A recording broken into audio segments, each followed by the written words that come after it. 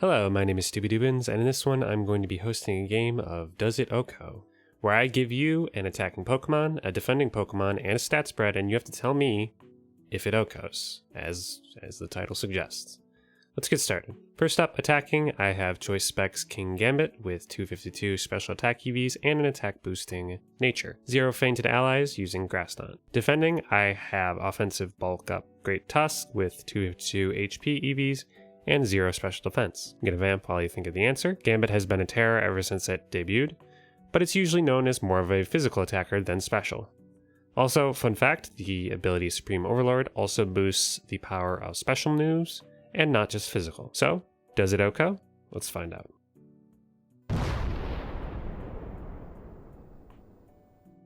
This attack does 100.4 to 118.4 to Great Tusk, so it does in fact OHKO. At Tusk's weight, Grass Knot is 120 base power, and also this particular Tusk does not one-shot back with Headlong Rush, so if you're thinking, well, Tusk just outspeeds, this is not the case. Next, attacking, I have Belly Drum Poison Zangoose with 252 attack, plus Speed Nature, that has a plus 6 attack using Facade against Defensive Corviknight, with 252 defense and HP with a defense boosting nature. I think this is my second Corviknight specific question in 2 videos I've done in this series, so you can pretty easily tell who I like, I guess.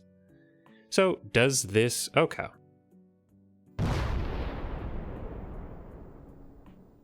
It does 109 to 128 to Corviknight. This Facade is base 140 power with stab and attack boost. That is essentially 840 attack move, which is resisted, so effectively 420, which mathematically is a lot. Next question. What Pokemon currently in OU that does not have an immunity survives that?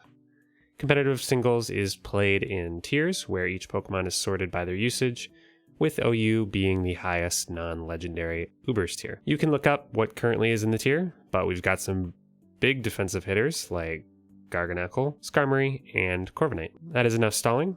The answer here is unfortunately a trick question. It is Clodsire, Donzozo, and Clefable, because they have the ability Unaware, which ignores stat boosts.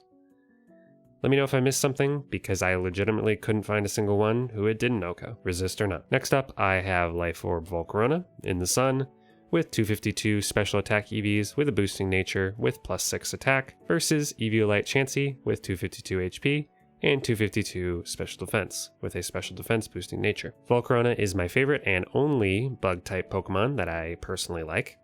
Heracross comes pretty close, but I don't think it quite gets there to the me-liking category. Anyway, enough stalling, pun intended. So, does this OHKO?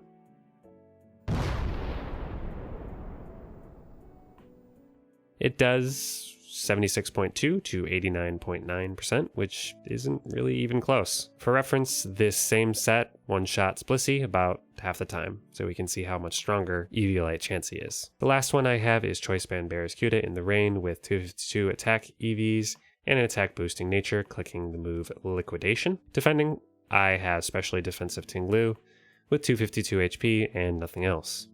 Tinglu's ability lowers opposing mounts' special attack, but it has higher defense, which is why Tinglu's mostly run max special defense rather than defense, because effectively it is higher. Fun fact, Tinglu and all other Treasures of Ruin had their stats nerfed by 10 in a pretty quick patch to Scarlet and Violet. Most of them deserved it, to be fair, but this also hit my poor boy Wo-Chien, who, being dark grass type, was enough of a nerf by itself. Okay, so does this OHKO?